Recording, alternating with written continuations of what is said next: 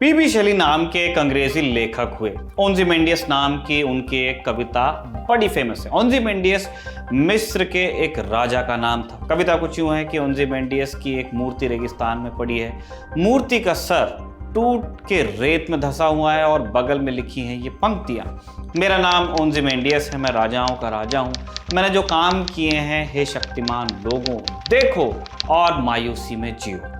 दुनिया को अपनी मुट्ठी में समझने वाले ऐसे जितने भी शासक हुए, तारीख ने उन सबका अंजाम यही बताया। उनके महलों पर वक्त की रेत जमी और साम्राज्य धूल में उड़ गए। आज कहानी एक ऐसे ही साम्राज्य की सुनाएंगे जिसके बारे में कहा जाता था कि यदि केवल उसके खजाने के मोती निकालकर चादर की तरफ बिछा दिए जाएं तो पिकेडिली सर्कस के सारे फुटपाथ ढक जाएंगे, जिसके खजानों में माणिक, मुक्ता, नीलम, पुखराज आदि के टोकरे भर भर कर तलघर में रखे हुए थे, जैसे कि कोयले के टोकरे हों। 14 जनवरी 2023 ये वो तारीख थी जिस दिन 236 साल पुराने साम्राज्य ने अपने 8वें निजाम का अंत देखा। हम बात कर रहे हैं हैदराबाद रियासत की। 14 जनवरी की 2023 में हैदराबाद के निजाम नवाब मीर बरकत अली खान वलाशन मुकर्रम जाह बहादुर का इस्तांबुल में इंतकाल हुआ। क्या थी उनकी कहानी और क्या हुआ उनकी हैदराबाद रियासत की अकूत धन दौलत का, जानेंगे आज के एपिसोड में। नमस्कार, मेरा नाम है निखिल और आप देख रहे हैं भारत के ऐतिहासिक किस्सों कहानियों से जुड़ा हमारा रोजाना का कार्यक्रम तारीख।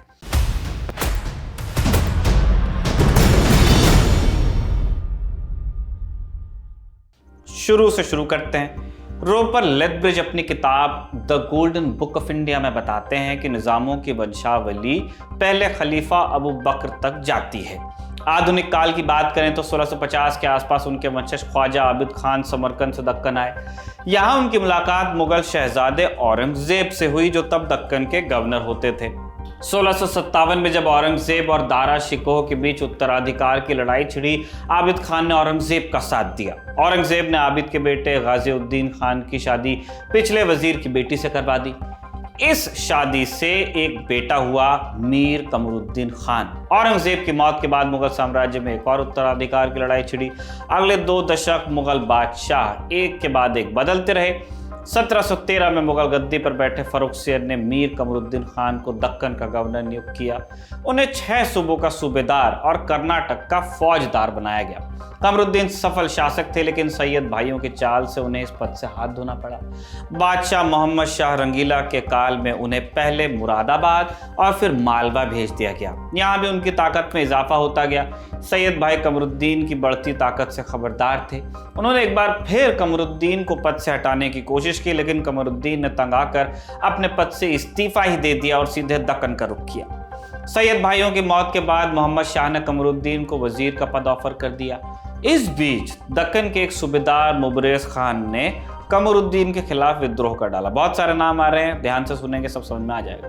कमरुद्दीन और मुबरेज खान के बीच हुई लड़ाई में जीत हुई कमरुद्दीन की और इसके बाद दक्कन में उनका वर्चस्व हुआ। साल था 1724। अब तक मोहम्मद शाह रंगीला को एहसास हो चुका था कि कमरुद्दीन से लड़ाई में उन्हें ज्यादा नुकसान हो जाएगा, इसलिए उन्होंने कमरुद्दीन को आसफ जाह की उपाधि से नवाज दिया, जो तब मुगल सल्तनत में मिलने वाली सबसे बड़ी उपाधि होती थी। आसफ जाह का मतलब आसफ के बराबर। इस्लाम के धर्म ग्रंथों के हिसाब से आसफ राजा सोलोमन के दरबार में वजीर का नाम था। बहरहाल यहीं से हैदराबाद रियासत में आसफ जाही सल्तनत की शुरुआत हुई। आसफ जाह ने कभी खुद को मुगलों से आज़ाद घोषित नहीं किया।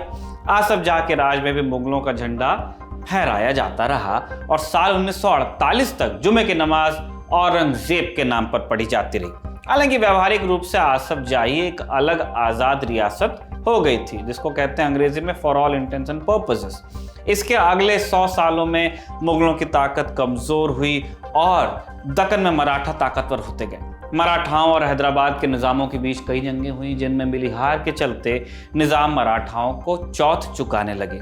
इसके बाद ब्रिटिश ईस्ट इंडिया कंपनी का दौर आया और इस दौर में भी निजाम अपनी रियासत बचाने में कामयाब ही रहे।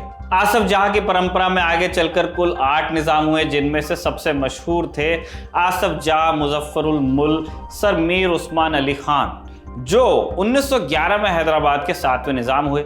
यूं तो निजाम वो हैदराबाद के थे, लेकिन ब्रिटिश सरकार से उनकी नज़दीकी के चलते उन्हें दुनिया का एक ताकतवर शासक माना जाता था, एक ताकतवर मुसलमान नेता। 1921 में उन्होंने अपने दोनों बेटों की शादी अब्दुल माजिद यानी तुर्की के आखिरी खलीफा की बेटियों से करवाई। तुर्की के खलीफा तब फ्रांस में निर्वासन में थे, वहां भी क्या हुआ था हम आपको बताते रहे हैं। निजाम के बेटे से शादी का एक महत्वपूर्ण पहलू यह भी था कि इस शादी के बाद निजाम के बेटे को अगला खलीफा घोषित कर दिया गया, जिसके चलते उनकी राजनीतिक शक्ति में इजाफा हुआ मुस्लिम वर्ल्ड के इमेजिनेशन में। जहां तक दौलत की बात है, निजाम अमीरों में गिने ही जाते थे। हालांकि इस बात में पूरी सच्चाई नहीं है। निजाम के पास अपनी दौलत से आधी दौलत होती तब शायद वो अमीर की श्रेणी में आते। कहने का मतलब कि निजाम के पास जितनी दौलत थी उसे किसी श्रेणी में नहीं रखा जा सकता था, बहुत अमीर थे। इतिहासकार विलियम डैलरिम्पल गार्डियन के एक लेख में बताते हैं, एक बार एक ब्रिटिश नागरिक आयरिस पोर्टल को निजाम के तहखानों में जाने का मौका मिला। सीढ़ियों से नीचे उतरते हुए उन्होंने पाया कि तहखाना ट्रक और लॉरी से भरा था। उनके टायर्स की हवा निकाल दी गई थी और ऊपर से तारपुलिन बिछा रखा था, तिरपाल। तारपुलिन हटाया गया तो देखा हर ट्रक सोने के सिक्कों और हीरो से भरा हुआ था। डैलरिम्पल लिखते हैं, निजाम को बहुत पहले से यह डर था कि उनके राज्य का भारत में विलय होगा, इसलिए वो ये सब खजाना अलग रखे हुए थे ताकि वक्त आने पर इसे देश से बाहर ले जाया जा सके। वक्त के साथ हालांकि वो इस खजाने को भूल गए और वो सालों से तहखाने में धूल ही खाता रहा। इसके बाद भी निजाम को इन सब से कोई फर्क नहीं पड़ता था। 1937 में टाइम पत्रिका ने उन्हें दुनिया का सबसे अमीर व्यक्ति बताया। एक आंकड़े के हिसाब से उनकी कुल संपत्ति तब अमेरिका की जीडीपी के 2% के बराबर थी। 2% यूएस की जीडीपी की बात हो रही है। लेकिन 2008 में फोर्ब्स पत्रिका की इतिहास में सबसे अमीर लोगों की एक श्रेणी आई जिसमें निजाम 5वें नंबर पे थे। हालांकि अमीर होने के साथ साथ निजाम अपनी कंजूसी के लिए भी काफी फेमस थे।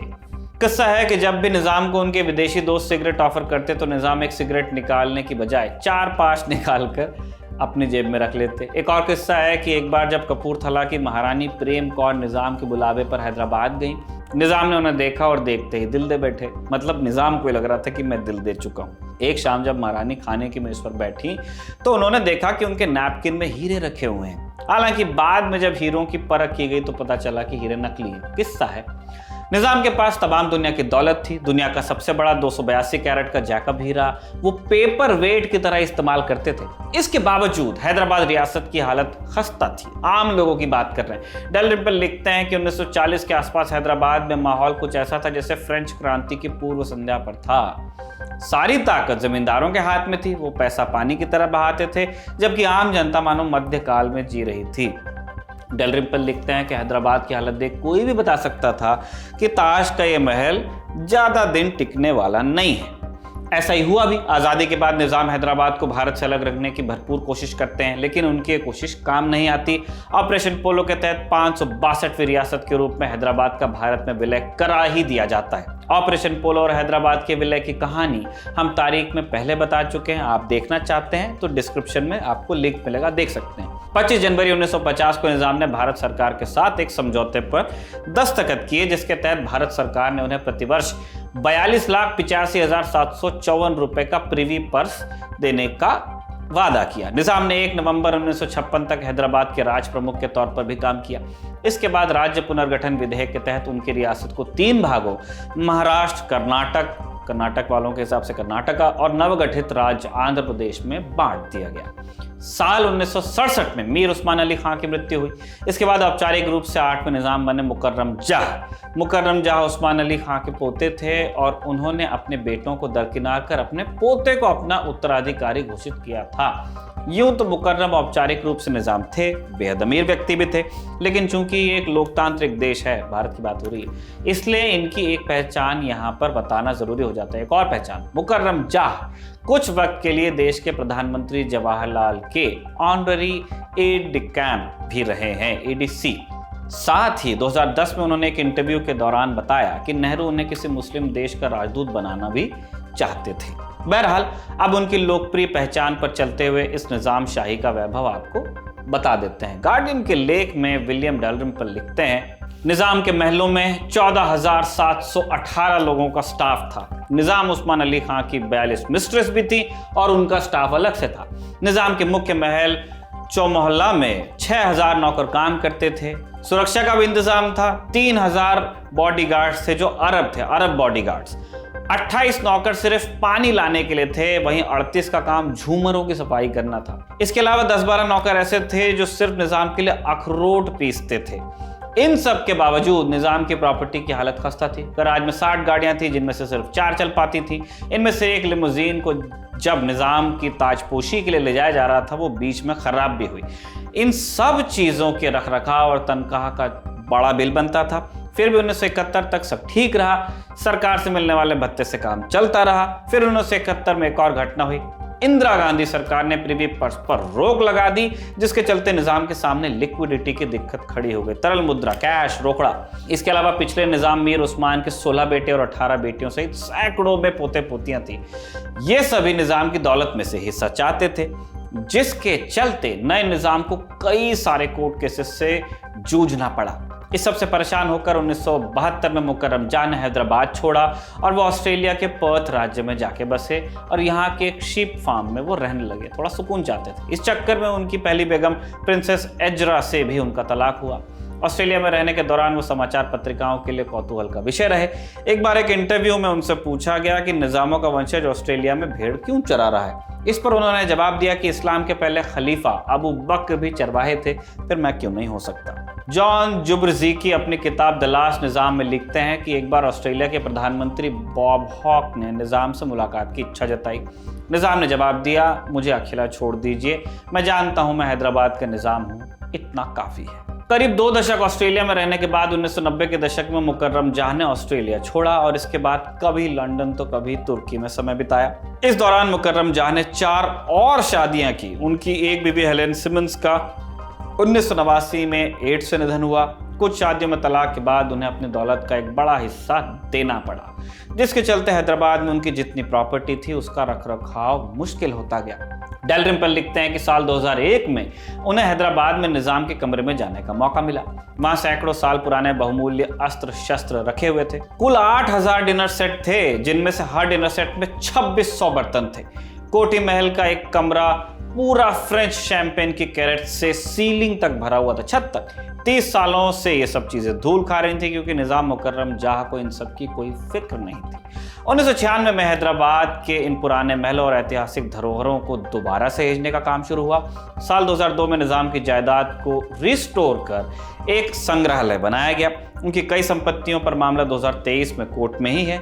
जहां तक आखिरी निजाम मुकर्रम जहां की बात है, तो 1980 तक वो भारत के सबसे अमीर शख्स थे। एक अनुमान के अनुसार एक समय उनकी कुल संपत्ति लगभग 25,000 करोड़ रुपए के बराबर थी। इसके बावजूद अपने अंतिम दिन उन्होंने इस्तांबुल में एक 2 बेडरूम वाले अपार्टमेंट में रहकर गुजारे। चलते चलते आपको इस इतिहास का एक और किस्सा बताते चलते हैं, खास किस्सा।